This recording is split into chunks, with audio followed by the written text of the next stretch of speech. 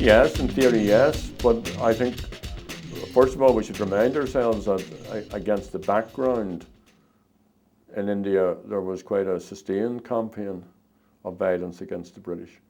But we didn't have a Gandhi figure. We didn't have such a figure. We didn't have a Bishop Tutu. We didn't have a Martin Luther King.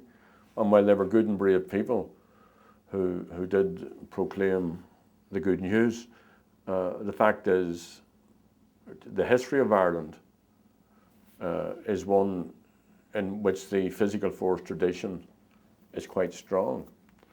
And secondly, at the time of what's called trouble or troubles, the military response has almost been the first reaction by the British state. So whether it was agrarian struggle, whether it was economic struggle or social emancipation, or whether it was independence or liberation struggle, the British cracked down quite viciously. And given the Irish psychic and given our own history, the physical force tendency was always in the ascendancy. So, you know, as you get older, you're reflecting on things and you see things from a life experience and from a different perspective.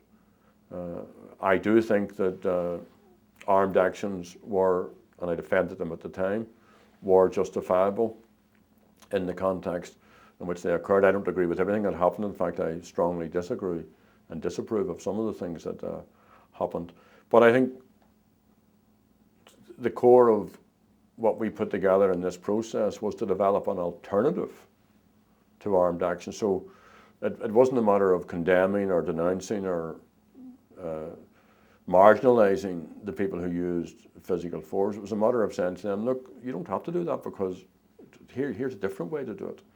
But that meant other pillars of society, including governments, it meant the international community taking their weight of the responsibility and showing that politics could actually work, because up until that point, politics had not worked.